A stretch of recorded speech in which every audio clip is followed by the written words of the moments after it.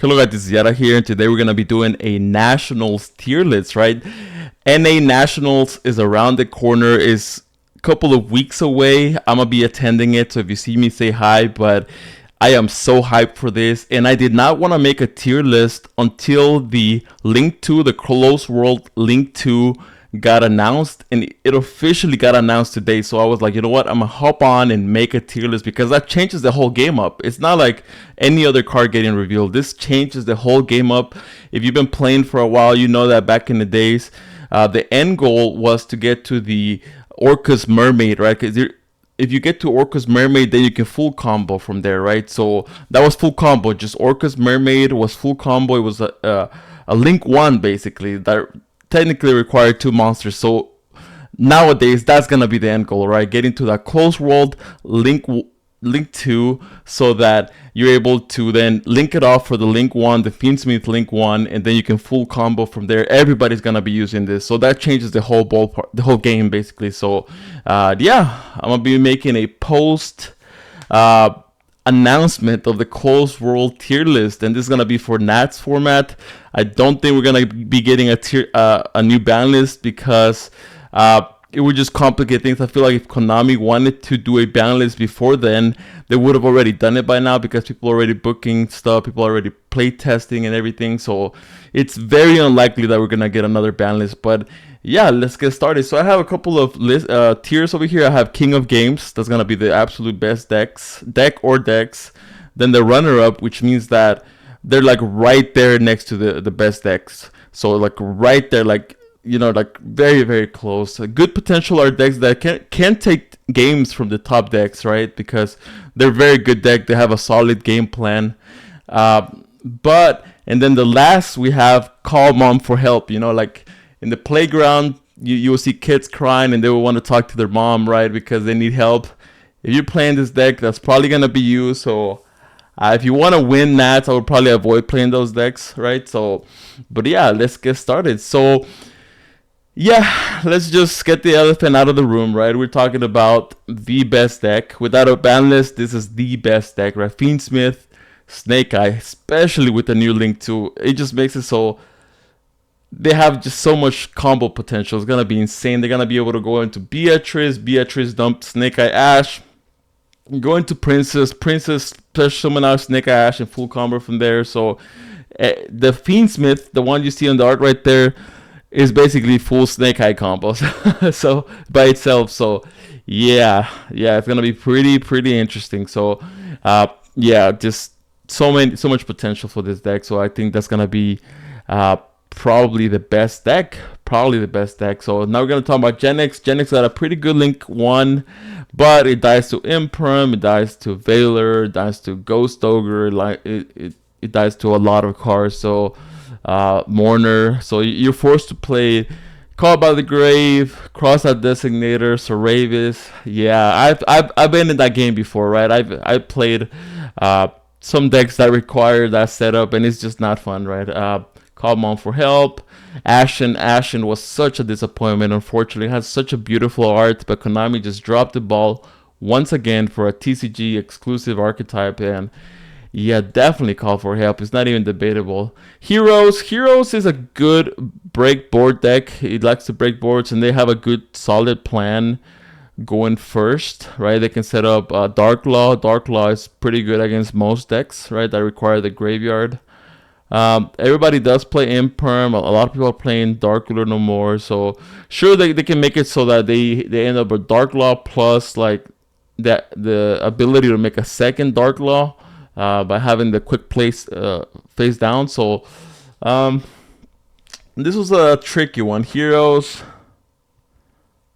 Nah, I'm just gonna say Call Mom for help. It's just the consistency in the popular decks nowadays is just too much, and Heroes has a breaking problem every now and then. So Gimmick Puppet is a solid deck, right? They got that field spell that makes their stuff unaffected, which for an FTK deck, pretty crazy, right? But you know, mathematically speaking, you're gonna win 50% of your games, right? Sure, that's not always the case. Sometimes you win more than 50% die rolls, but you know, just math alone, this deck is not that good at breaking boards. So, but I'm just gonna put a good potential, because if you win a lot of die rolls in a given tournament, you're gonna win a lot of games. And if people are playing like board breakers, like Dark Ruler no more evenly, then they're just not gonna be able to do anything, and you just beat them, right?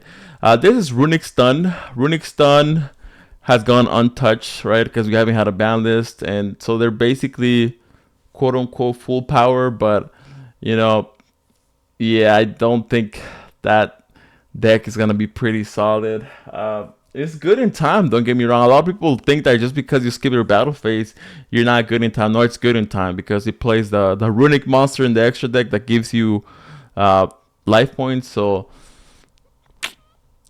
I'm gonna say good potential, only because if the opponent disrespects the stun decks, you're just gonna take games off of them. Like if they're not playing back row removal, they're not playing stuff like Dark Ruler no more Imperm, they're just gonna win games. Now we're gonna talk about Yubel Fiendsmith. So this is a strong deck, right? Because they're able to the new fusion monster is insane, right? You can summon it multiple times per turn. It dodges super poly, cannot be used as fusion material. It's a monster in the gate, so you dodge stuff like Nibiru and stuff like that. So that fusion is insane. It's a custom card, honestly, like something like a fan made. So I'm gonna have to say this is it's up there with the king of games, right? It's good at breaking boards, can play a lot of non-engine. The fusion just changes the whole game up, honestly. And I do think with the Fiendsmith stuff is just so good, playing Yama in the extra deck.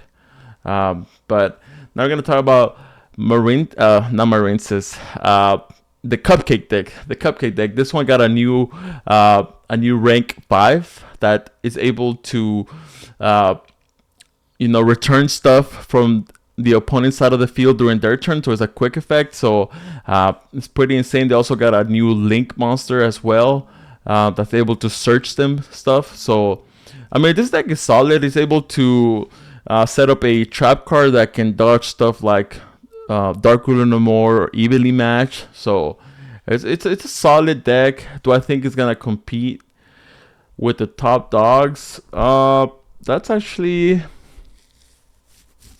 I think so. I actually do think so. I've seen some builds that can play Shifter as well, so you have the option to play Shifter. But yeah, now we're talking about Dragon Link. Dragon Link is in a bad spot right now. There are a couple of decks that are playing Shifter. Ritual Beast is one of them. I did not put Ritual Beast here. I forgot about Ritual Beast, but yeah, Dragon Link is in a bad spot. Let me talk about Ritual Beast for a second, because before I forget. So where would I put Ritual Beast? Ritual Beast is an insane deck that can play under Shifter. It's able to put stuff back in graveyard while Shifter is live. They actually prefer to have Shifter live because then they dodge stuff like Ghost Ogre, Veiler, Droll. So very good deck that can set up either Colossus or Protos by going into the Banshee, the rank 4. So I think it's gonna be on the runner-up. So Ritual Beast is gonna be definitely on the runner-up. It's a good deck. It's a good deck. So Virtual World is in a bad spot right now. People are defaulting to playing Skill Drain. There can only be one Rivalry, those things, just to remain relevant. And if your deck has to rely on that, then you're in a bad spot, right? Sky Striker is getting some new support. Unfortunately, it's just not gonna do much for the deck. This deck is just not in a good spot. They need a couple of more support. Unfortunately, I hate to say that, they keep getting support, every year, but it's just not enough. Branded is a good deck. Gimmick Puppet is still live. Sanctifier is still live. They're able to play stuff like Super Poly or Hand Traps. But they can break boards pretty easily just with Engine alone, right? Guardian Chimera is still an insane card. Going second or going first against back row decks, it just tears their back row apart. So yeah, Fluonderies, right? I don't want to be biased. This is one of my favorite decks of all times. It's just I love the play style of the deck. It's simple, it's a control deck. Fluonderies, I'm just gonna put it in good potential. I don't think it's in a runner-up spot. it can definitely take games off of any deck, right? If it sacks the players, like if you're able to get to Harpy's Featherstorm, or if you open Shifter every game, or stuff like that. But has a breaking problem, and you can make it pretty consistent with the quick plays, but then you kind of like getting rid of some of your blowout cards, and then you're gonna have a harder time breaking boards. So Kashtira is another Shifter deck. Honestly, I'm gonna put this on runner up. You know, especially if you play with, like, you could play with Fiendsmith. You can play a lot of hand traps, close to like 18 hand traps. So Kashtira is still in a pretty good deck, right? You can play board breakers or hand traps, and the monsters are just insane, right? Unicorn, Fenrir. And I'm gonna talk about Unchained. Unchained is a good deck, right? It's a good deck. A lot of people forget this, but Unchained was the top dog just a couple of formats ago. It barely got the new support, right? Yama, and it was winning YCS after YCS, and then Konami just had to nerf it. It was just getting out of hand. So, but now with the Fiendsmith stuff, you're able to set up a Yama. You're able to set up a Caesar. So, I think it's a good potential. Yeah, Unchained, a good potential. Fire King, Snake Eye. Without the, I don't think you can mix Fiendsmith with the Fire King and Snake Eye. That'd be just too much engine. So just Fire King, Snake Eye. I'm gonna put this at good potential. You can definitely win some games with that. Rescue Ace, also good potential. You know, being able to set up 4 with, you know, your 3000 body is pretty good, right? So let's see. Now we're gonna talk about, you know, this deck is an absolute monster, right? The only deck that's a total Chad, that's like, you know what, I'm gonna let you do your thing, right? You put your whole, let me see your best board, right? This is like one of those kids that's like, you know, hit me with your best shot, you know. I wanna feel it right here, right? That's how you know, Tenpai Dragon is. You know, they're like, you know what, put your best board, and I'm gonna just sit back and watch you put your best board, right? Almost 20 non-engine in the deck. They're getting new support, which is insane support. Starters, extenders. This deck is crazy. I'm gonna have to put this at King of Game potential. Yeah, this deck is a total. This is like the chat of decks at the moment, right? You know, not everybody is willing to say, put your best board and I'm gonna break it, right? I want to see you make the absolute best possible thing your insignificant deck can do, and I'm gonna break it, right? That's literally the Tenpai mentality. So but yeah, this deck is insane. Thunder Dragon, so bad. Call for help. Yeah, Colossus, they need support, new support plus multiple Colossus, and that's not the case. Ice Barrier, not in a good spot. They got some new support, but it can still break a lot. Now we're gonna talk about Chimera. Chimera, the anti-spell fragrance lady is very good, very good. So I'm gonna put this at good potential. I think that if you're able to set that anti-spell fragrance lady, that Belzy, you're in a good spot. You're just gonna win that game, right? Because anti-spell is just such a crazy concept of the game, right? So the Gold Sarcophagus deck, not in a good spot at the moment, unfortunately. They're getting some new cards though, but still nothing to write home about. Labyrinth, I'm gonna put this at runner-up. A lot of people always tell me like, oh, Labyrinth is not that good, yada. Like, when's the last time they've won something big? Dude, they've literally topped like pretty much every event, right? They've made it to top 32, semifinals or finals. They're always on stream, right? And top cut. I think Labyrinth, despite not having a lot of popularity, doesn't have a good player rate. Like, a lot of players don't play this deck. They still manage to get to top cut. So there has to be something there, right? And I think the main reason is that not a lot of people, first of all, you don't know what variant of the deck people are in. They could be playing like Floodgates or just a lot of furnitures. So that, plus a lot of people don't run that much back row removal in their main deck mainly, of course, or in their side deck. So a lot of people are just not ready for this. So Labyrinth, you know, with transactional rollback, insane. Now we're gonna talk about Fiendsmith with the magical musket, right? All the magical muskets are light fiends. You can decide to go first or second, up to you. If you go second, play board breakers like, you know, evenly matched, super poly, dark ruler no more. Any one of your magical muskets is full Fiendsmith combo, so it's a decent deck. I must say good potential. I'm actually gonna say good potential.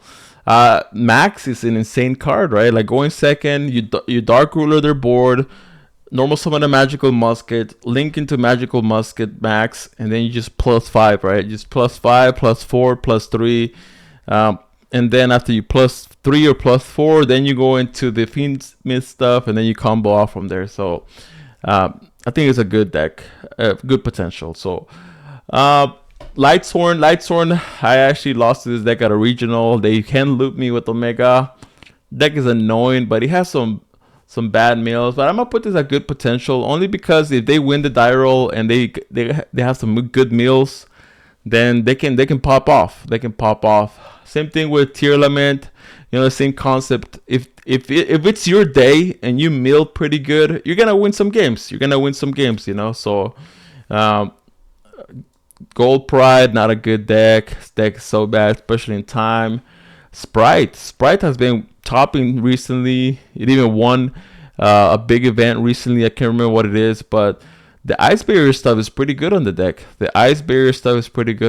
Because being able to set up Toad turns out can be pretty good. Who would have thought, right? So if you're able to set up Toad on this deck, you're in there, right? You're basically in there. Toad is just so good for the deck. I think Sprite, people are gonna be shocked at Nats, right? Like people are kind of putting this deck under their radar, but you know, starter, blue, red, carrot. I mean, all the freaking Sprite monsters have so much utility, right? Jet being able to add either an OTK card or an interruption. So Salamangreat, I'm just gonna put this at good potential. Salamangreat is one of my favorite decks of all times. You know, Gazelle, Mirage Stalio. Those cards are so iconic. So now we're gonna talk about Infernoid. I actually played against Infernoid for like 3 hours straight last Saturday. The new fusion is insane, right? Being able to dump multiple cards from deck. Yeah, pretty insane. The Link 4 is also insane. But I don't think that it's gonna break anything, honestly. I'm just gonna put this at good potential. And now Memento is getting a new fusion and is getting a new monster, right? So you might be thinking that's not a big deal, Yara. It's just a new fusion and a new main deck monster. Well, it actually is kind of a big deal, because if you played this deck before, you knew that your main weakness was Imperm or Veiler, cards like that. The new main deck monster, the sheep, actually helps you play through the Imperm, it helps you play through the Veiler. So it like solved the big issue that the deck had. Plus a new fusion gets you to the field spell, the field spell is multiple bodies plus being able to set an interruption during the end phase. So I honestly think Memento, it's up there. It's up there at runner-up. Has a lot of one-card starter, a lot of room for non-engine, right? It has a lot of stuff going for it. It has a lot of slots in the extra deck as well, so you can put some Fiendsmith stuff in there if you wanted to, or you could put some super poly targets in there if you wanted to. You have a lot of room in your extra deck, because you're like the stuff you actually need in the extra deck is just a fusion.